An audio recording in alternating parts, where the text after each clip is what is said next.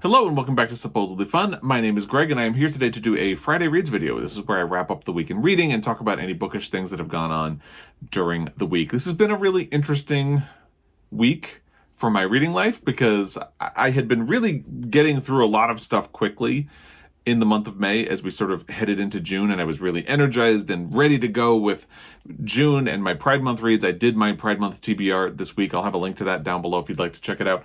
And this week sort of crashed all of my momentum, so it will be interesting to see if I can get it back next week, now that we are in June. But I did finish a book this week. I managed to finish it right before we got into June, where I pivot to my Pride Month reading. So I'm glad I managed to get that in. I have two other books ongoing. We'll talk about them. Just briefly, it's been an interesting reading week just because, again, I really had all of that momentum, and it just really, especially over the last 24 hours, maybe 48 hours, just kind of crashed to a halt.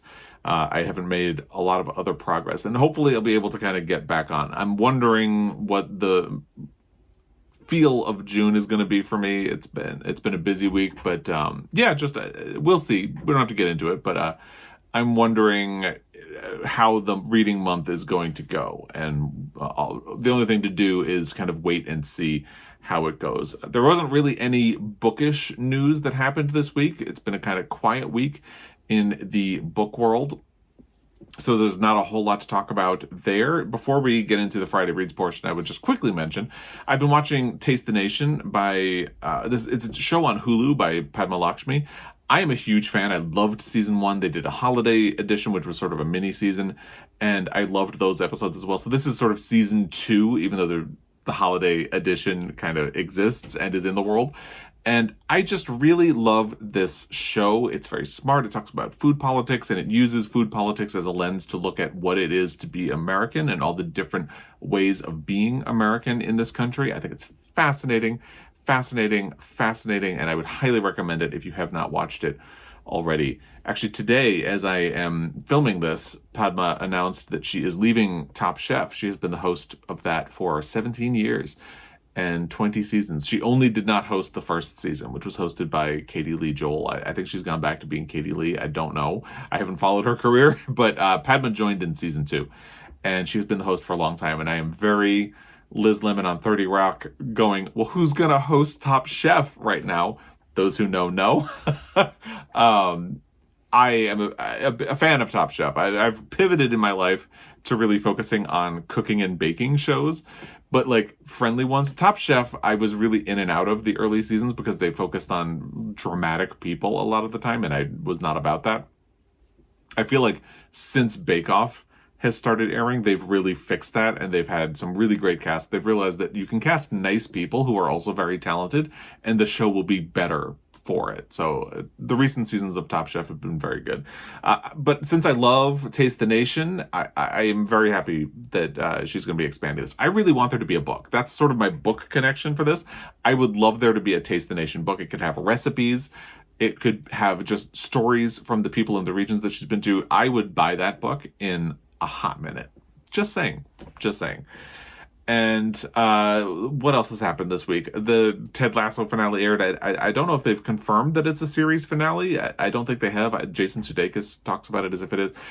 I know there were problems with season 3. I don't have as much of an issue with them as a lot of other people do. I think there were bumps. There were definitely some shortcuts that the narrative took, which is disappointing because the first 2 seasons were so strongly plotted that the third season not being so strongly plotted is a bit jarring. However, I think the way it ended up is nice. And I won't talk about the finale any more than that just because I don't want spoilers, but I've been a big fan of that show. I referred to it recently to Joel, or somebody else who was talking to Joel and I referred to it as porn for men talking about their feelings, which is apparently something I love because we also just watched an episode of the new season of Queer Eye last night, which had a section about the importance of men talking about their feelings, and I love that. I feel like men in particular are told not to talk about our feelings, and it can be very damaging, not just for us, but for the people around us. So I love anything that subverts that.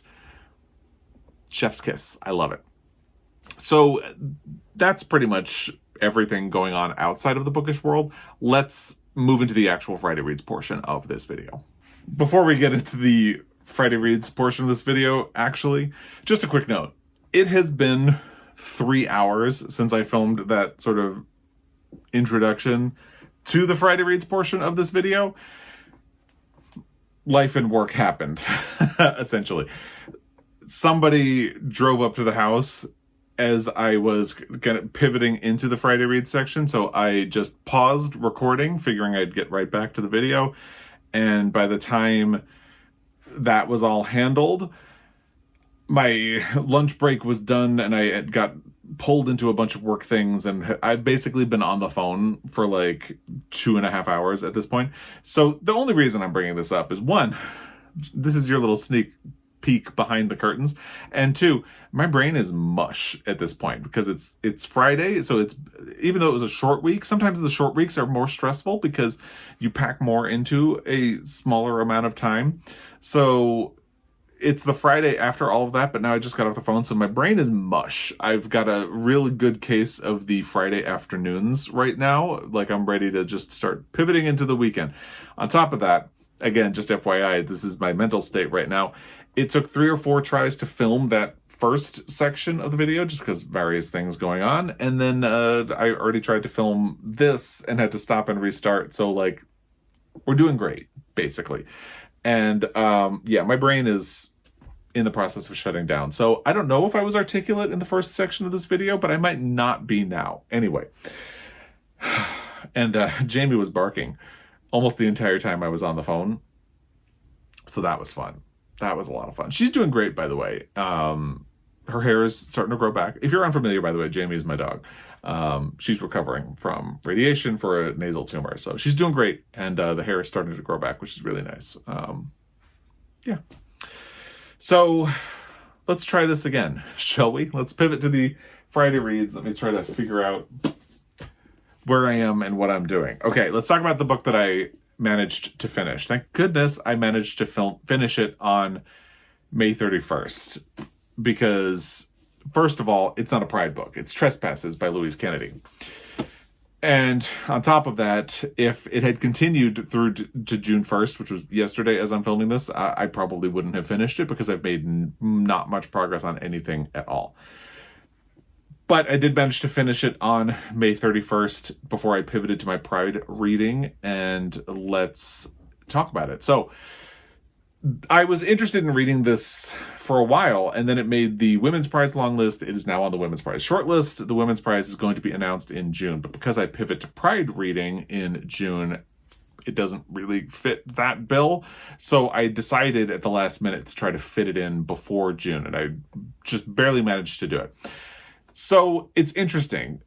When this book first made it onto the long list, and then I think even when it made it onto the short list, I saw a lot of people grumbling that it's boring and they didn't like it and all of that stuff.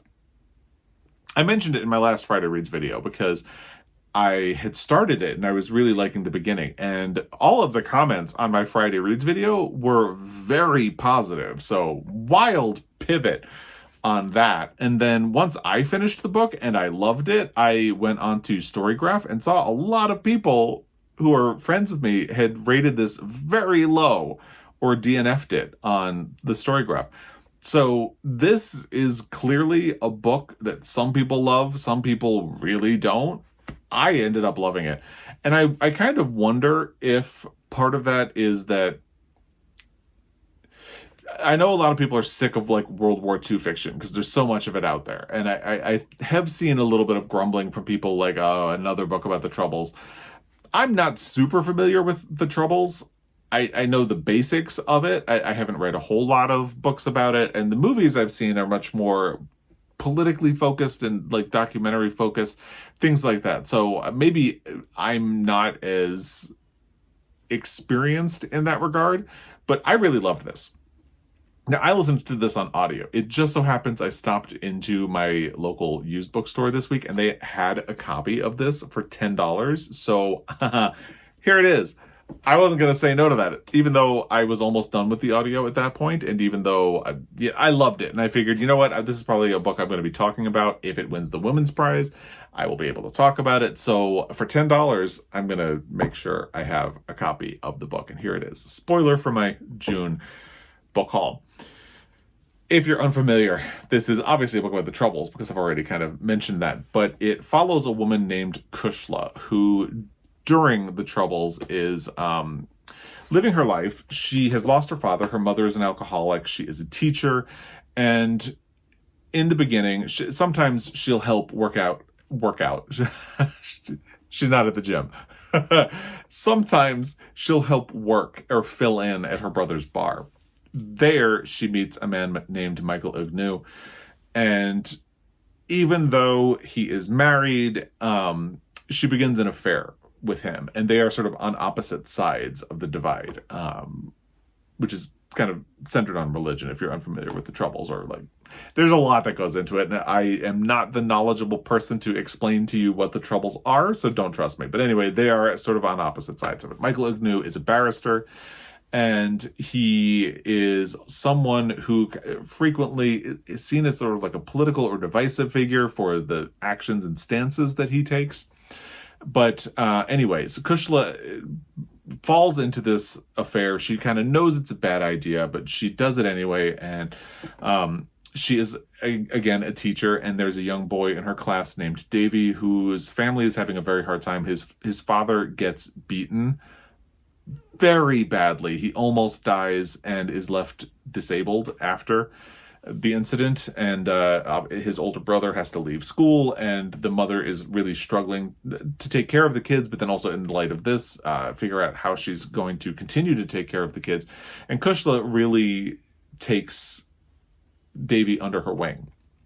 Trespasses. I love a situation where a title can mean multiple different things. Trespasses has a lot of different potential meanings in this book. Kushla's relationship with Michael is a trespass. She is assuming a sort of motherly role toward Davy, which is a sort of trespass as well. He's not her son. It's not the role she's supposed to be filling as a teacher. It's trespass to Davy's actual mother. I love that it can mean so many different things in the book. I thought that was really interesting and well done. But her relationship with Davy gets her into trouble with the school. Sorry. Again, my brain is mush. In trying to do good for Davy and Davy's family, at one point she inadvertently calls attention to them in a negative way, and I'm not going to get into spoilers for it. That's as far as I'll get. But point being, like, this is what the book is about. In all of this, the Troubles are going on. And each new chapter is punctuated with a news story about something awful that happened, people who were died and maimed, and things that were blown up, and people that were blown up, and all of that stuff. And not just at the beginning of chapters, but sprinkled throughout, someone will turn on the radio and they'll hear about terrible things that have gone on, and there will be fears about being out at night and things like that. And it's not just fears that you or I might have about being out late at night, fears about death and bombing and things like that.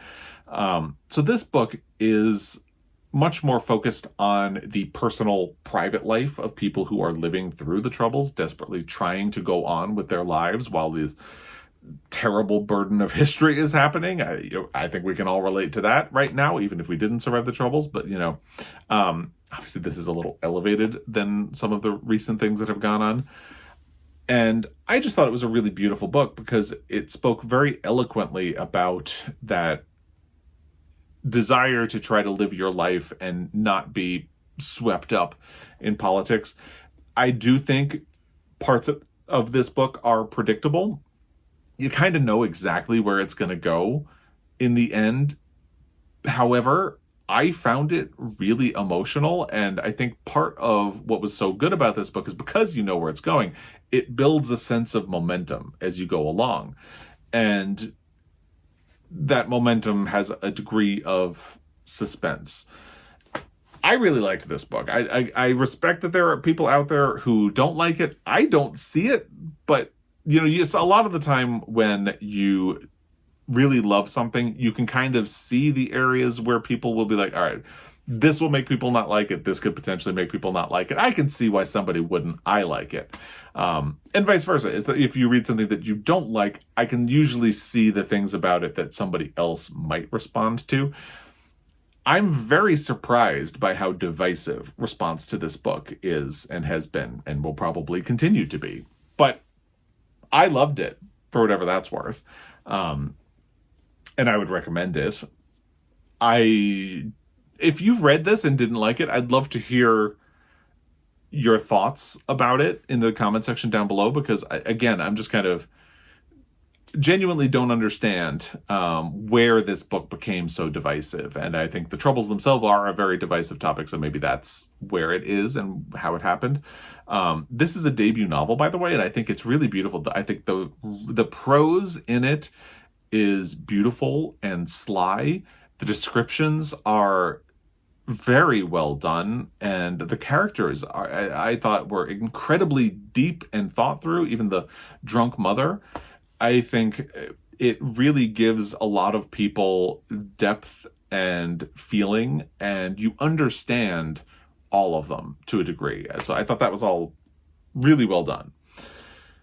But again, if you disagree with me, I'd love to hear what you thought of it in the comment section down below. But if you agree with me, it was really fun to have so many people overwhelmingly love this book in my last Friday Reads video. So yeah, anyway, I just really liked it. So I thought I'd put that out there and give my experience of the book compared to others. So yeah, so far with the Women's Prize, I have read 3 of the finalists. I read Demon Copperhead, which you all know I love. I read The Marriage Portrait, which, if you follow along, you know I really did not love.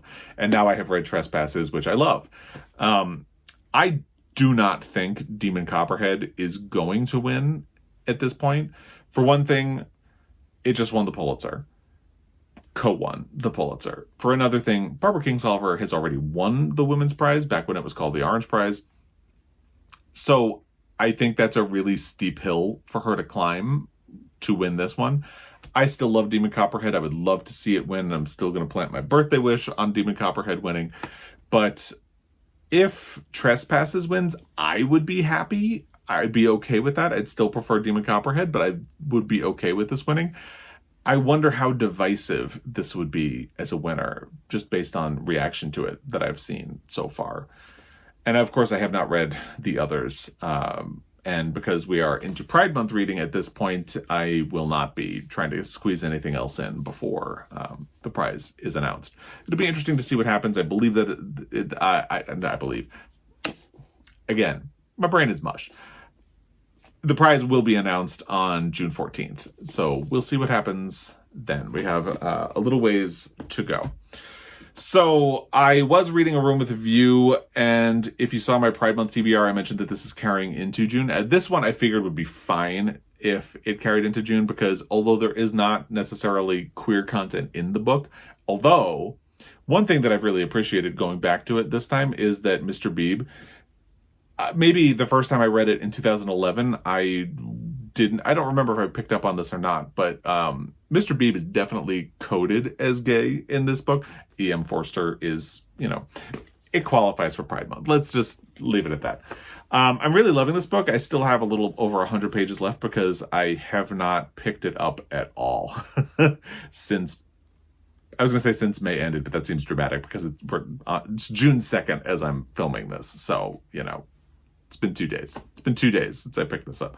I've just been tired, and I think I did actually pick it up, not last night, but the night before, and got like 2 pages in, was like, I'm not fully paying attention to this. It's not a good time, so I put it back down. So I really want to finish this, hopefully by the end of the weekend, and then I can pivot into the rest of the Pride Month reading that you heard about in that video that's going to be linked down below. Specifically, I want to do Stone Butch Blues first. That is the one that I want to get that out of the way. And when I say I want to get it out of the way, it doesn't mean I'm not excited about it. It just means it's the one book I kind of need to read in June, because it's for the queer TBR tackle, and information about that will be down below as well.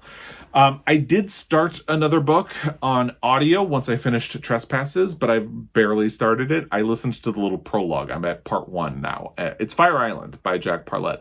I mentioned this in my Pride TBR. My Pride Month pile of possibilities. My brain is mush. I'm sorry. So, this was one of the books that was on my list, and I decided to dive into it. I mentioned I hate the American cover of this book. It kind of whitewashes the book. And this is the UK cover that I'm putting up. It's censored. I had to put a little peach on it. Just, you know, it is what it is. But to me, this is a much better reflection of the book and what it's about. Anyway, the prologue, like the introduction to it, was fascinating, but that's as far as I've gotten in 2 days. And I am looking forward to getting further into it. And I haven't decided what my next audio will be. It'll be something from that Pride Month Pile of Possibilities video. I don't know what. I haven't decided. I want to get further along so I know what I'm going to be in the mood for from that list. And we'll see. I'm going to stop there because I've talked about everything. And also, again, my brain is mush. Clearly, I've got a case of the Fridays and I should go and get this edited and uploaded and go about my weekend. So I'm going to stop, which I've already said. Not doing well. But anyway, as always, I really appreciate your time. I'd love to hear what you have going on if you have responses to anything I've talked about. I don't even remember what I talked about in the first part of this video anymore. It's going to be fun to edit because it will be new to me.